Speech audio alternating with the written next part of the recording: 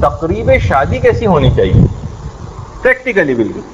کیونکہ دیکھیے کہنا تو بہت آسان ہے کہ جناب اسلامی شادی کیجیے. اب اسلامی شادی کرنے کے چکر میں بہت سے لوگ اتنے زیادہ افراط و تفریط کا شکار ہو جاتے ہیں، اتنے زیادہ افراط و تفریط کا شکار ہو جاتے ہیں کہ بالکل ہی یا تو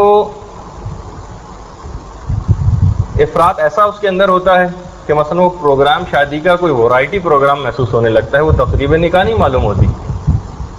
اور اس کے مقابلے میں جو بہت دیندار ہوتے ہیں وہ کچھ اس انداز کی شادی ہوتی ہے کہ وہ سوئم کی مجلس معلوم دیتی ہے. تو یہ دونوں چیزوں سے اپنے آپ کو بچانا ہے. ان دونوں چیزوں کو دیکھ کر معاشرہ پھر وہ گناہ کی طرف ہی جانے لگتا ہے. تو دیکھیے سب سے اہم اس کے اندر جو موقع ہے نا کہ جب بھی کسی دیندار لڑکی کے لیے مثلا کوئی رشتہ آئے، اول تو ان خصوصیات کے حامل افراد تلاش کیجیے. لیکن تقریب نکاح کے اندر دیکھیے سب سے زیادہ نحوست والی چیز، لوگ دن تو بہت ڈھونڈتے ہیں کہ بھائی محض دن نہیں ہونا چاہیے اور محض گھڑی نہیں ہونا چاہیے اور کون کون سی تاریخیں اور جنتریاں کھنگالی جاتی ہیں، لیکن سب سے زیادہ منحوس جو اس دولہا دلہن اور گھر والوں کے لیے چیز ہے وہ گناہ ہے اس تقریب والے دن کے جس دن وہ نکاح ہو رہا ہے. اچھا اب ان گناہوں کو کیسے روکا جائے؟ تو میں نے بہت سوچا تو مجھے ایک سب سے اہم ترین موقع جو محسوس ہوتا ہے ان چیزوں کو رکوانے کے لیے کہ یہ سب باتیں پہلے سے اس وقت طے ہوں. کون سی باتیں؟ مثلا مکس گیدرنگ ہوگی یا نہیں ہوگی نہ ہونے کے لیے، یا مثلا مووی بنے گی یا نہیں بنے گی، یا مثلا فوٹو کھینچے جائیں گے تو کس انداز سے، یہ کوئی بھی طے نہیں کرتا پہلے سے. اور پھر جب وہ لے کر آ جاتے ہیں چیزیں اور اس وقت پھر جو ناچاقیاں اور منہ بنتے ہیں اور لوگوں ایک بدمزگی پیدا ہوتی ہے، اس سے بچنے کے لیے جو سب سے اہم موقع جو میرے خیال میں ہے جس وقت اس کی بات کرنی چاہیے، یہ وہ موقع ہے کہ جس وقت لڑکے والے لڑکی کے گھر کے چکر لگا رہے ہوتے ہیں. دیکھیے چند ایک موقع ایسے آتے ہیں کہ جس وقت وہ بڑے فریکوینٹلی بچ کے، یعنی لڑکے والے جب رشتہ طے ہو جائے اس کے بعد ذرا وہ فن خانی کی طرف چلے جاتے ہیں، یا مثلا شادی وادی کے بعد پھر لفٹ نہیں کراتے. لیکن یہ وہ ایک موقع ہوتا ہے جس وقت انہیں کرنی ہوتی ہے، اس وقت وہ بڑے اخلاق اور ہر چیز آپ اس سے اس وقت منوا سکتی ہیں جس وقت وہ چکر کاٹ رہے ہیں کہ دیکھیے ہم چاہتے ہیں ٹھیک ہے ہم کرنے پہ تیار ہیں، لیکن یہ گناہ نہیں ہونے چاہیے، یہ طریقہ کار جو ہم آگے چل کے ذکر کریں گے.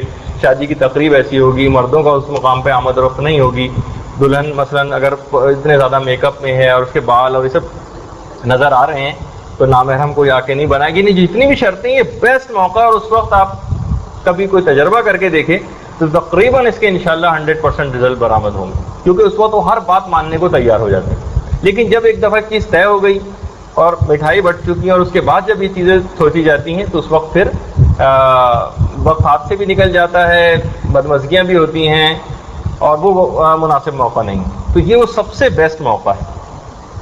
اچھا پھر اس کے بعد دیکھیے یہ جو تقریب شادی بھی ہے نا، پھر ظاہر ہے کہ جب دیندار افرادوں چاہے وہ لڑکی ہو یا لڑکا ان کی جب شادی ہو تو ایک امر بالمعروف کا باعث بھی وہ چیز ہو جائے.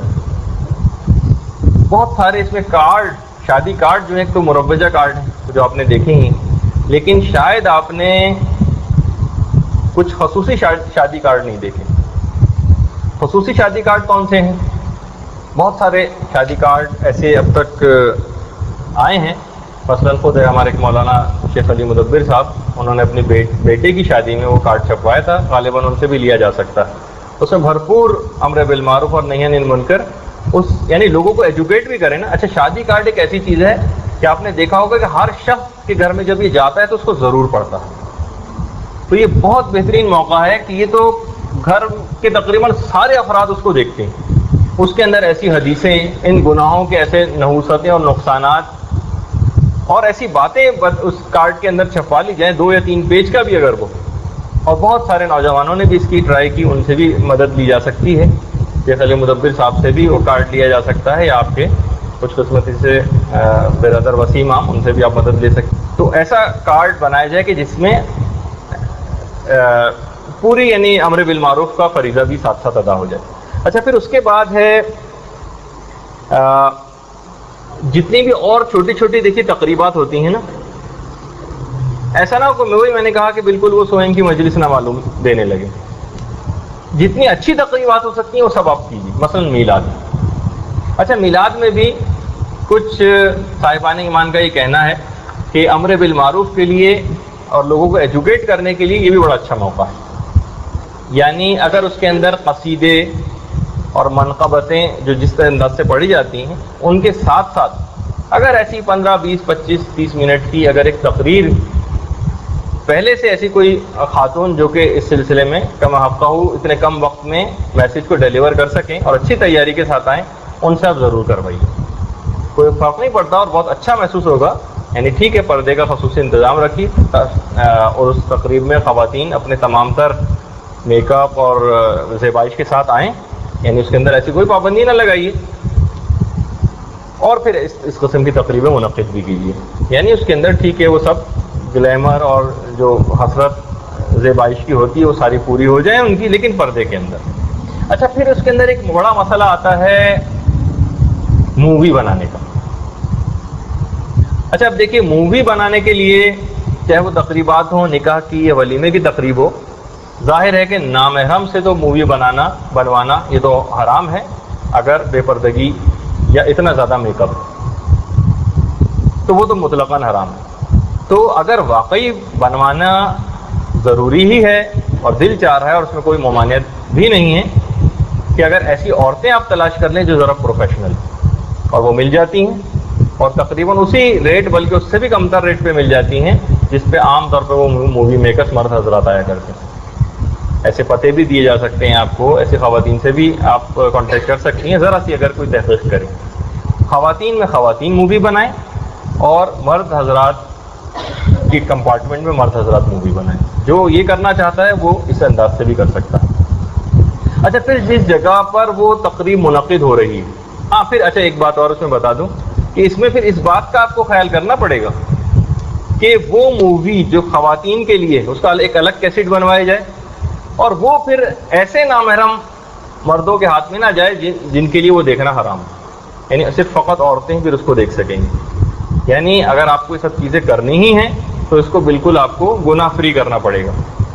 اور خلوف السلم کافہ، اسلام میں پورے کے پورے داخل ہو جانا ہے. اس میں لے لیا تھوڑا سا اسلام بھی لے لیا، تھوڑا سا دوسری چیزیں بھی لے لی، یہ نہیں، یہ آپ نہ کریں. اچھا پھر اس کے بعد اب وہ تقریب، اس تقریب کے اندر بھی دیکھیے ایک مسئلہ پیش آتا ہے. اگر ایک یا دو افراد جو ذرا سمجھدار اور اس مسئلے سے واقف ہوں پردے کے، جس جگہ بھی وہ تقریب جس ہال یا لان میں منعقد کی جا رہی ہے وہ جا کر قناتیں کچھ اس انداز کی لگوا دیں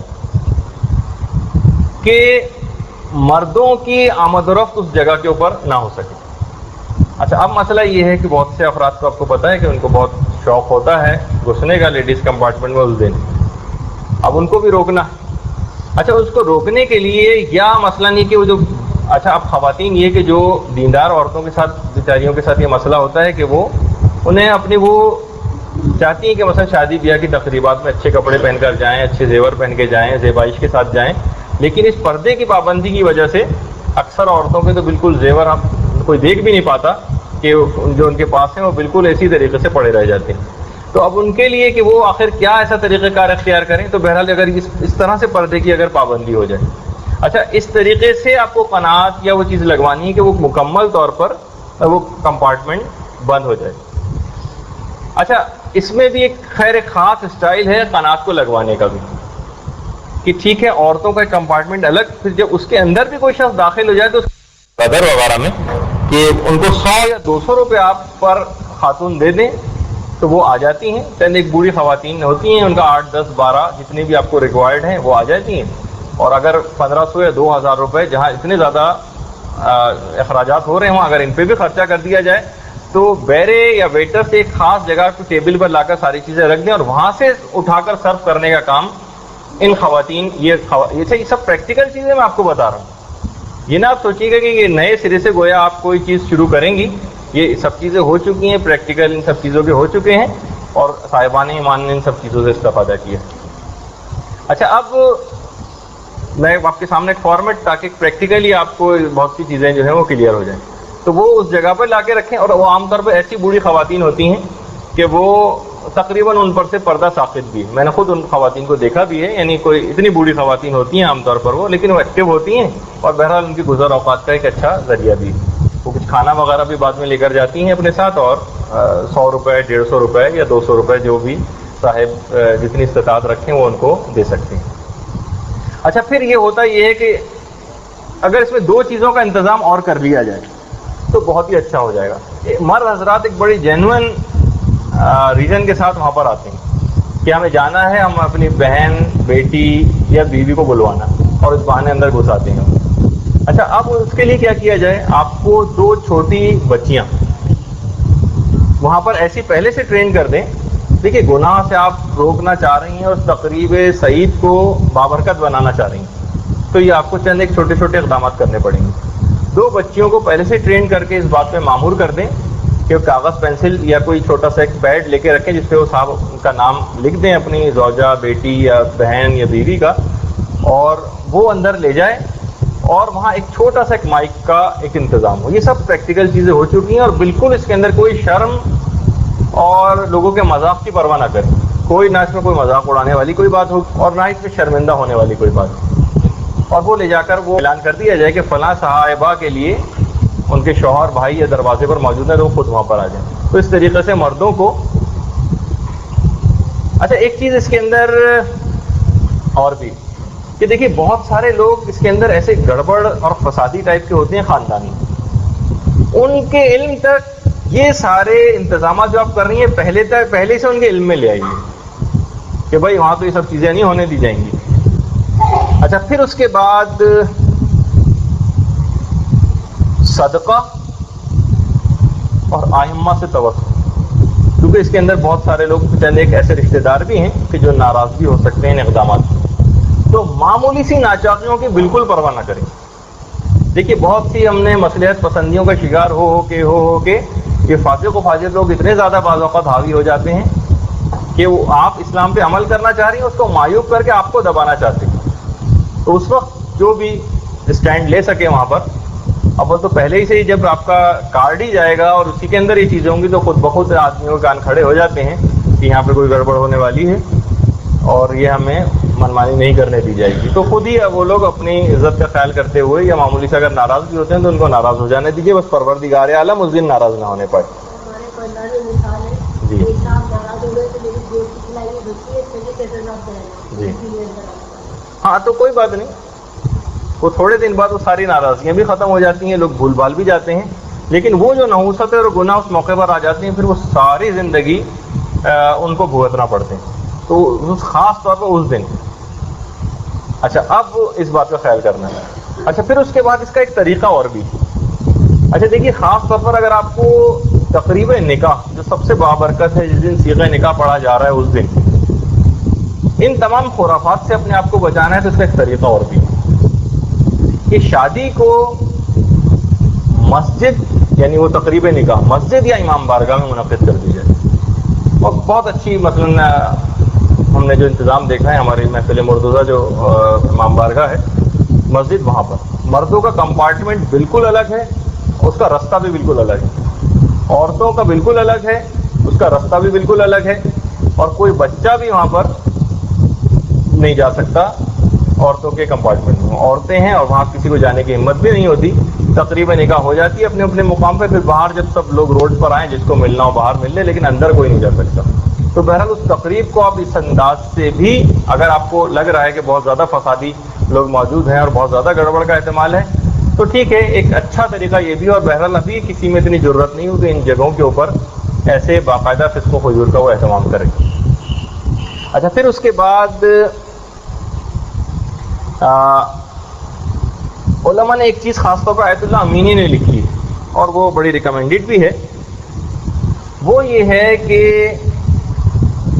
دیکھیے بہت سی چیزیں ایسی ہیں جو شوہر اور بیوی کے انڈرسٹینڈنگ کے لیے, یا مثلا اگر لڑکی کی شادی کسی ایسے مرد سے ہونے جا رہی ہے کہ جو دینی اعتبار سے اتنا کامل نہیں یا ان خصوصیات پہ پورا نہیں اترتا, لیکن چلے بہرحال پھر بھی وہ شادی ہو رہی.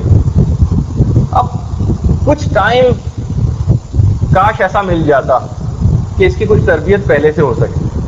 شادی کے بعد تو کچھ ایسا یعنی رخصتی کے بعد تو ایسا سلسلہ ہو جاتا ہے کہ پھر وہ مرد حضرات اتنا زیادہ کان نہیں دھرتے. لیکن آیت اللہ ابراہیم امینی نے کہا اگر فقط نکاح ہو جائے پہلے اور کچھ عرصہ یہ نکاح باقی رہے اور اس کے بعد رخصتی، تو یہ آپس کی انڈرسٹینڈنگ کے لیے، اور ان میں سے اگر کوئی ایک بھی کم دیندار ہے تو دوسرا اس کو ٹریننگ پرووائڈ کر سکتا ہے. مثلا نمازوں کا قضا ہونا ابتدائی دنوں میں، اور پھر اس انداز سے جو خرافات اور نحوستیں سب چیزیں یہ گناہ لے کر آتے ہیں، ان سے بھی انسان بچ جاتا ہے اگر پہلے ہی سے انڈرسٹینڈنگ وغیرہ دونوں میں ہو جائے. اگر کوئی ایک دیندار ہے اس میں دوسرا اتنا نہیں ہے تو ایک دوسرے کی تربیت بھی کر سکے، اور اس وقت دونوں ایک دوسرے کی بات سنتے بھی.